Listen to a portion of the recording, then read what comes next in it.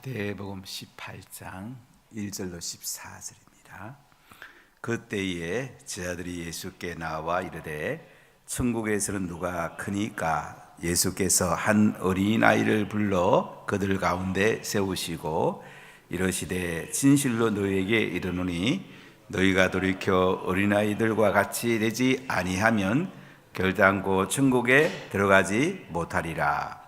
그러므로 누구든지 이 어린아이와 같이 자기를 낮추는 사람이 천국에서 큰 자니라. 또 누구든지 내 이름으로 이런 어린아이 하나를 영접하면 곧 나를 영접함이니 누구든지 나를 믿는 이 작은 자 중 하나를 실족하게 하면 차라리 연다 맷돌이 그 목에 달려져 깊은 바다에 빠뜨려지는 것이 나으니라. 실족하게 하는 일들이 있으므로 말미암아 세상에 화가 있도다. 실족하게 하는 일이 없을 수는 없으나 실족하게 하는 그 사람에게는 화가 있도다. 만일 내 손이나 내 발이 너를 범죄하게 하거든 찍어내버리라. 장애인이나 다리 저는 자로 영생에 들어가는 것이 두 손과 두 발을 가지고 영원한 불에 던져지는 것보다 나으니라. 만일 내 눈이 너를 범죄하게 하거든 빼어내버리라. 한 눈으로 영생에 들어가는 것이 두 눈을 가지고 지옥불에 던져지는 것보다 나으니라. 삼가 이 작은 자 중에 하나도 없이 여기지 말라. 너희에게 말하노니 그들의 천사들이 하늘에서 하늘에 계신 내 아버지의 얼굴을 항상 배움느니라. 너희 생각에는 어떠하냐?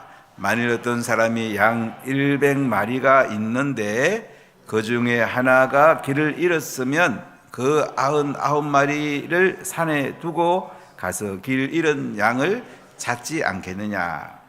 진실로 너희에게 이르노니 만일 찾으면 길을 잃지 아니한 99마리보다 이것을 더 기뻐하리라. 이와 같이 작은 자 중에 하나라도 잃는 것은 하늘에 계신 너희 아버지의 뜻이 아니니라. 아멘.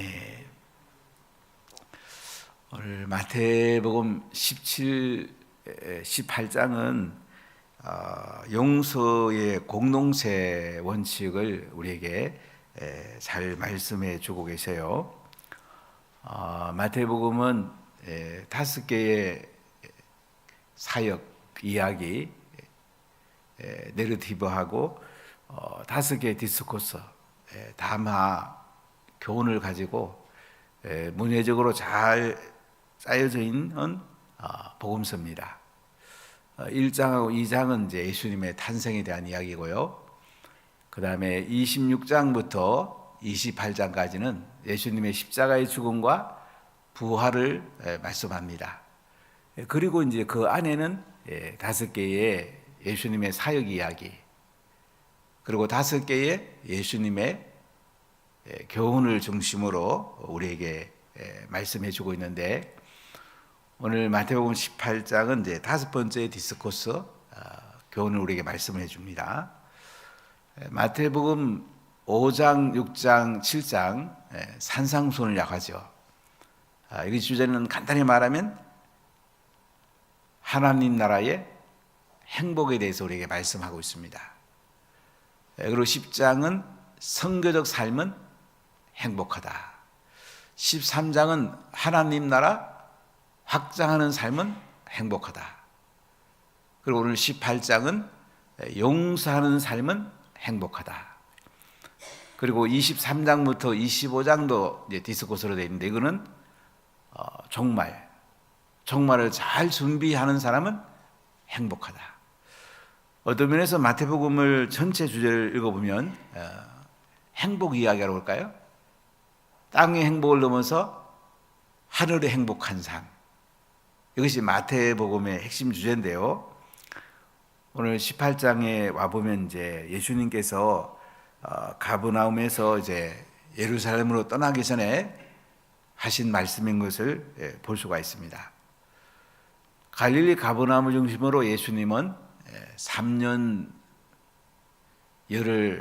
예수님을 복음 전하시고 하나님 나라 말씀을 가르치시고 병든 자를 고치시고 제자를 삼으십니다. 제자 삼는 게 핵심이죠. 그래서 우리 삶에 복음 전하고 말씀을 가르치고 병 고치면서 똑같은 일을 할 수 있는 사람을 세우는 것, 이 제자입니다. 보통 학교에서 스승들이 이 칠판에서 가르치고는 제자라 이렇게 많이 얘기하죠. 저도 33년을 학교 다녔으니까 참 많이 학교에서 배웠는데 칠판에서 되게 가르치죠. 뭐 정신대학교 신학교 가도 칠판 가르치고 끝납니다. 현장 거의 없어요. 4월달에 피터가 이제 오는데 피터 신학교는 40%는 칠판에서 가르칩니다. 성경과 신학 가르치고 30%는 영성, 기도 훈련하고 그 다음에 30%는 현장. 방학 때면 바로 선교지 가서 복음 전하고 제자 삼는 훈련을 시킵니다. 그러면 신학교 마치기 전에 벌써 교회를 개척합니다. 그러니까 교회가 많이 세워지는 거예요. 그러니까 신학교 마치고 목회 못하는 사람 거의 없어요. 근데 정신은 신학교 마치고도 목회 잘하는 사람이 잘 없습니다.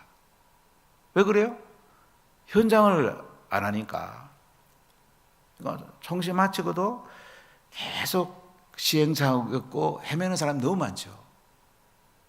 의사 시스템만 가져와도 잘할 수 있는데 제가 이제 총회적으로 얘기를 참 많이 하고 있는데요. 한마디로 말하면 이제 학교에서 선생님께서 이제 칠판에 가르치고 내 제자다 이거 하고요. 교회에서 복음을 전하고 하나님 말씀을 가르치고 병 고치면서 현장에서 사람을 세워가는 제자 삼는 거하고는 굉장히 다릅니다. 굉장히 다른 거예요. 스승들은 그 칠판에서 학생들을 가르치면 내 제자라고 얘기하잖아요. 근데 교회는 그것을 훨씬 넘어섭니다.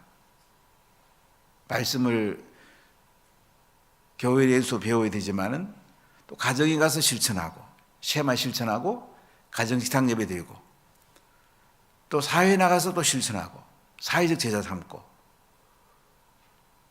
그리고 복음 전하고 하나님 나라를 세우는 이런 제자를 세우는 거죠. 그러니까 예수님은 갈릴리에서 12명의 제자를 선택해가지고 그들을 통해서 전 세계 복음화를 꿈꾸는 사람을 세우는 게 그렇게 중요한 거예요. 12제자를 통해서 예수님이 떠난 뒤에도 온 세상에 하나님 나라가 세워지는 거, 복음이 전해지는 거, 이 꿈을 꾸신 거예요. 대단한 꿈이죠. 안강희 선교사님 선교 보고를 가끔 읽다 보면 야, 참 이분이 꿈 크긴 크구나. 인도에 10억 명의 1억 명의 복음 전하고 이제 사우디라든지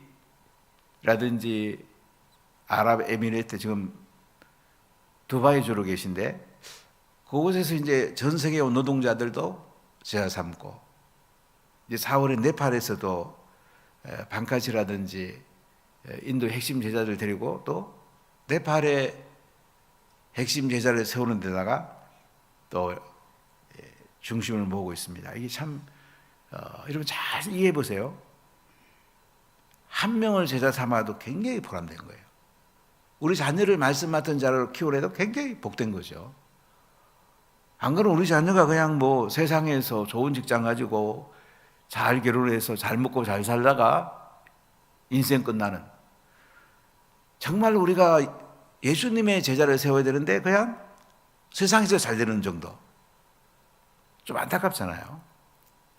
세상의 행복을 넘어서 하늘의 행복, 땅의 행복을 넘어서 하나님 나라 행복. 이 초점을 잘 맞춰보십시오. 여러분 열린셀 행복 축제를 하면서 한 영혼 한 영혼을 여러분들이 열린셀로 초청하시고 행복 축제를 초청하시고 마지막 행복 코스입니다. 사실은 행복 코스가 제일 중요합니다. 지난주 우리 몇몇 장로님하고 앞에 그 성도로 인사하다 나중에 한 장로님이 목사님 행복고수가 그렇게 중요한데 행복고수에 월고수 제일 많이 데리고 온 사람은 100만 원 줍시다 그래. 그래 합시다. 장로님 먼저 말씀하셔서 제가 너무 감사했어요. 행복고수의 초청장이 제일 중요해요. 직문식은 전도빈제 우리가 주는 거고요. 행복고수에 또 데리고 오면 또 재정이 필요하잖아요. 그러니까 이번 행복고수에 월고수 제일 많이 초청하는 마을에는 일단 넉넉하게 좀 여러분에게 전도비를 드리려고 합니다. 우리가 뭐가 중요한지 알아야 돼요. 행복고수를 계속 반복해야 돼요. 시스템적으로 제자의 기본으로 나옵니다. 지난 행복고수 온 게스트 수료한 사람들이 이번에 인턴으로 들어오는 거죠. 그럼 행복고수 한 번 복음의 기초와 말씀의 기본을 한 번 더 듣죠. 그리고 게스트들을 섬기죠. 그다음 내년엔 또 월급 초청해서 게스트 초청해서 리더를 또 세우는 거예요. 이렇게 해놓고 나면 그 다음에 가서는 셀리더 잘합니다. 그러니까 교회적으로 시스템적으로 여러분에게 이제 제자삼을 계속 하고 있죠. 그럼 여러분들이 한 영혼 한 영혼 데리고 와서 하나님 나라 제자, 예수님 제자를 세우는데다가 목표를 줘야 돼요. 그리고 이제 생자 세 가족이 오면 그 주변에 오이코스 에빌렸잖아요. 그 사람들도 계속 초청하고. 그러면 복음 전해집니다. 예수님 하신 것에 가장 가까이 우리가 이제 교회에서 그렇게 시스템적으로 하고 있는데요. 바로 예수님은 갈릴리에서 이렇게 복음 전하고 하나님 나라 말씀 가르치고 병 고치면서 뭐예요? 필요를 채워주면서 이제는 제자를 삼다가 예수님께서 이렇게 말씀하죠. 내가 예루살렘 이제 올라가야 된다. 올라가면 장로들과 대제사장들과 서기관들에게나 잡혀서 죽임 당한다. 사내되는 공에 재판받고 사형 판결 받는다는 거죠. 그러면 로마 총독이 나를 십자가에 매달 거다. 하나님이 3일 만에 나 부활시킨다. 세 번 얘기해시고는 이제 오늘 18장에 오면 하나님 나라 공동체의 핵심 원칙, 약한 자를 귀하게 여기고 용서해야 된다는 것을 우리에게 말씀을 하십니다. 자, 오늘 18장 1절을 같이 읽어보겠습니다. 그때에 제자들이 예수께 나와 이르되 천국에서는 누가 크니까. 지금 가이사랴 빌립보에서 예수님이 이제 헐몬산 올라갔다가 가버나움으로 오시고 계시거든요. 오시는 중에 제자들이 서로 다퉜어요. 세베대 아들 두 아들 야고보와 요한이 예수님 나라 임하면 저 우정성 우리 동생 자정성 우정성 자정성 하게 해달라고 다투었습니다. 그래서 예수님 앞에 제자들이 천국에서 누가 큽니까? 이 질문을 하죠. 그러니까 2절 같이 읽어볼까요? 예수께서 한 어린아이를 불러 그들 가운데 세우시고. 지금 예수님은 가버나움에서 얘기하잖아요. 가버나움에 이제 아마 이 베드로의 집이나 이 안드레 같이 그 형제의 집에서 아마 이 얘기를 하고 계시지 않을까. 성경학자 가운데 이렇게 주장하는 분 계신데요. 상당히 일리가 있습니다. 아마 이 한 어린아이는 베드로의 자녀나 안드레의 자녀가 아닐까 이렇게 생각해 볼 수가 있습니다. 예수님 한 어린아이를 불러가지고 제자들 가운데 세웁니다. 자, 3절 4절 같이 읽어보겠습니다. 이르시되 진실로 너희에게 이르노니 너희가 돌이켜 어린아이들과 같이 되지 아니하면 결단코 천국에 들어가지 못하리라. 그러므로 누구든지 이 어린아이와 같이 자기를 낮추는 사람이 천국에서 큰 자니라. 자, 천국에서 큰 자가 누구라고요? 이 어린아이와 같이 자기를 낮추는 자. 뭐 어린아이는 뭐 미성숙된 것도 많지만 장점이 몇 개 있어요. 어른보다는 때가 덜 묻었잖아요. 순수하고.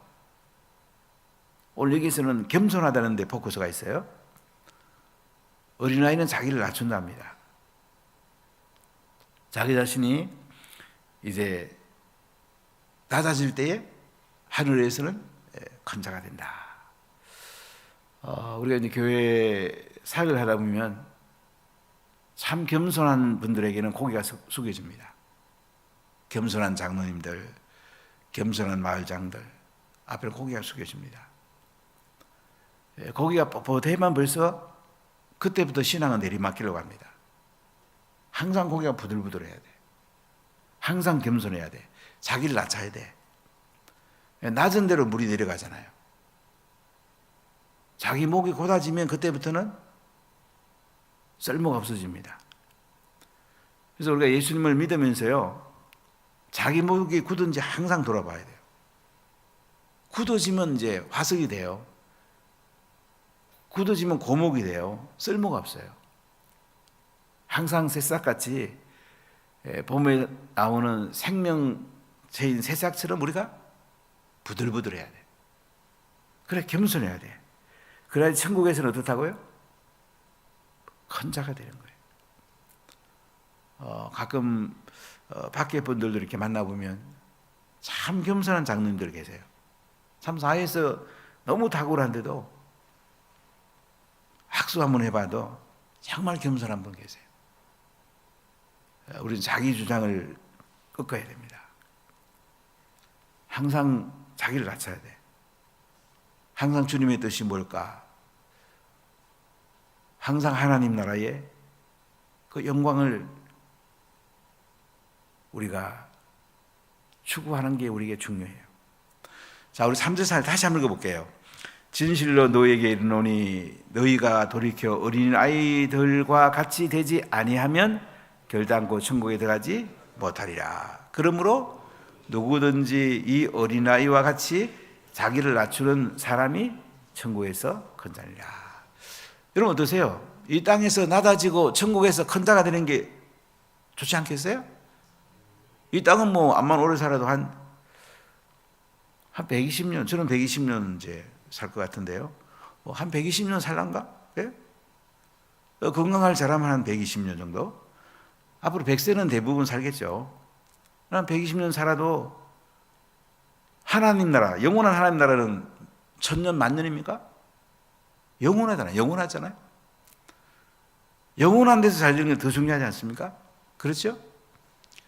그래서 이 땅에 자기 낮추고 자기 부인하고 자기 십자가 지고 하고 하늘나라 갔더니 예수님이 야, 이 높은 데 앉아라. 야, 너 땅에서 낮췄지? 너 천국에서 높은 자리에 앉아. 그때 얼마나 좋겠어요. 사람들은 땅에 자꾸 대접받고 싶어 하잖아요. 좋은 자리에 앉고 싶어 하잖아요. 이 땅에서는 여러분 낮은 자리를 여러분 자리로 만드십시오. 하늘에서 큰 자리가 될 것입니다. 하나님이 우리에게 큰 은혜와 복을 주실 것입니다. 이 말씀은 이제 가버나움에서 지금 하십니다. 자, 그러면서 또 이런 말씀하세요. 5절, 6절 같이 읽어볼까요? 또 누구든지 내 이름으로 이런 어린아이 하나를 영접하면 곧 나를 영접함이니 누구든지 나를 믿는 이 작은 자 중 하나를 실족하게 하면 차라리 연자 맷돌이 그 목에 달려서 깊은 바다에 빠뜨려지는 것이 나으리라. 자, 어린아이를 영접하면 누구를 영접하는 거라고요? 예수님을 영접하는 거랍니다.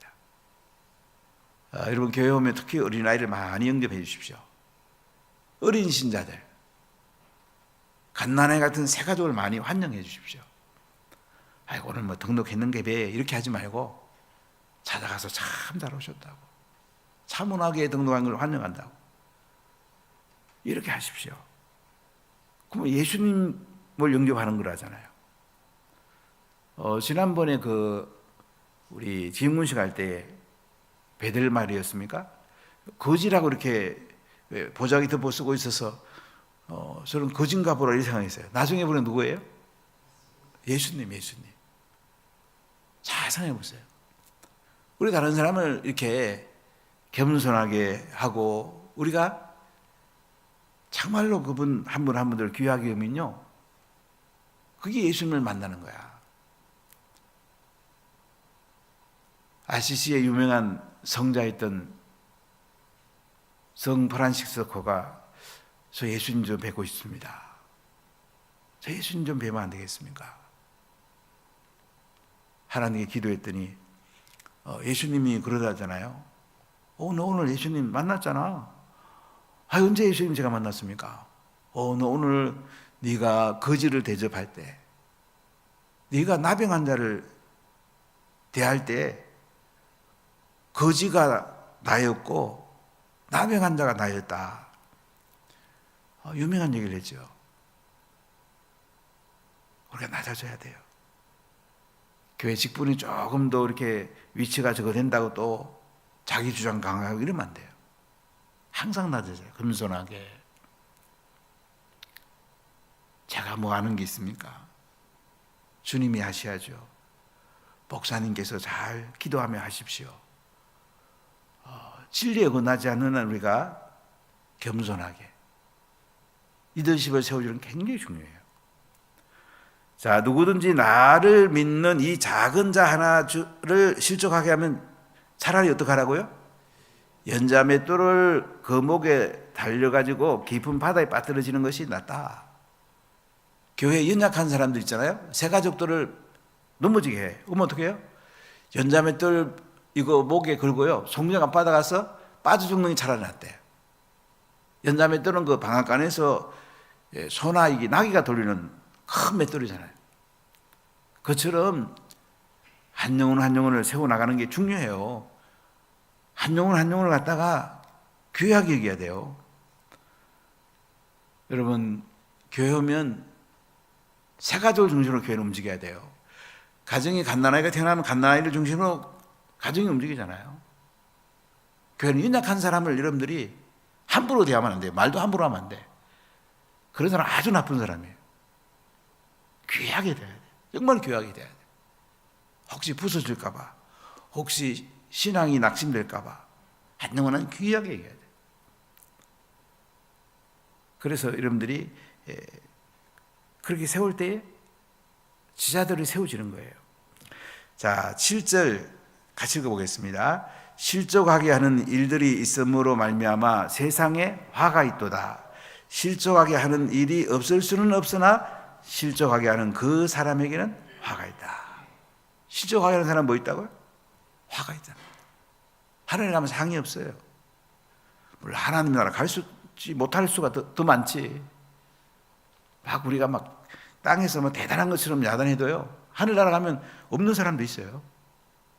땅에서는 자기가 대단한 것 같아도 하늘나라 가면 상 없는 사람도 있어요. 땅에서 부족한 것 같고 아무것도 없는 것 같아도 하늘에 가면 상이 큰 분도 있어요. 겸손한 사람들, 교회에서 연약한 사람을 잘 섬기고 영접하는 사람들, 이런 사람이 귀하다는 거죠. 자, 우리 8절 9절을 한번 크게 읽어보겠습니다. 만일 내 손이나 내 발이 너를 범죄하거든 찍어내버리라. 장인이나 다리 저는 자로 영생에 들어가는 것이 두 손과 두 발을 가지고 영원한 불에 던져지는 것보다 나으니라. 만일 내 눈이 너를 범죄하게 하거든 빼어내버리라. 한 눈으로 영생에 들어가는 것이 두 눈을 가지고 지옥불에 던져지는 것보다 나으니라. 예수님 세게 말씀하시죠? 야, 네 손 가지고 범죄하면 찍어버려. 발 가지고 범죄하면 찍어버리라니까. 너 눈 가지고 범죄하면 찍어버려. 너 눈 없이, 발 없이, 손 없이 천국 들어가는 게 더 나아. 지옥불에 들어가는 것보다 그게 더 낫지. 그 정도로 우리가 연약한 사람들을 잘 세우고 섬기는 게 영접하는 그렇게 중요하다는 거예요. 얼마나 중요합니까? 여러분, 교회 와서 연약한 분들이 올고시고 왔다, 새가족을 등록한다, 행복곳에 개수를 등록해, 어떻게 해요? 우리 집에 태어난 그 갓난아이 있잖아요. 손자보다도 더 귀하게 여겨야 돼. 그럼 그 사람들이 잘하죠. 얼마나 아름답게 자라겠습니까? 자, 10절 같이 읽어볼까요? 삼과 이 작은 자 중에 하나도 없이 여기지 말라. 너희에게 말하노니 그들의 천사들이 하늘에서 하늘에 계신 내 아버지 얼굴을 항상 뵙느니라. 사람마다 하나님이 수호천사가 있답니다. 이 천주교에서 중세 천사에 대해서 워낙 이게 뭐 논란이 많아가지고 개신교는 천사를 또 너무 없애버렸어요. 사실 천사론과 귀신론 우리 중요합니다. 예수 이름으로 천사는 도망가고요. 또 예수 이름으로 우리가 천사를 부릴 수 있어요. 얼마나 놀랍습니까? 그러니까 우리가 작은 자 하나도 욕심여기지 않으면요, 그들의 수호천사들이 하늘에 계신 내 아버지 얼굴을 항상 뵙는데요. 자, 우리가 어린아이 같이 겸손하고 작은 한 영혼 한 영혼을 귀하게 하면 어떻게 돼요? 우리가 하나님 얼굴을 뵙는 거예요. 하늘에 가면 우리에게 상을 크게 주는 거예요. 하늘에서 큰 자가 되는 거예요. 우리 삶을 한번 돌이켜 보십시오. 자꾸 우리는 땅에서 높아지려고 그러고, 땅에서 잘 되려고 그러고, 땅에서 자기가 대단한 줄 알고, 영적 은사를 가지면 또 자기가 막 뭐가 된 줄 알고, 겸손한 사람이 하늘에서 복이 큽니다. 아주 작은 한 영혼 한 영혼을 귀하게 여기는 사람이 하늘에 큰 자가 되는 거예요. 할렐루야. 기도하겠습니다.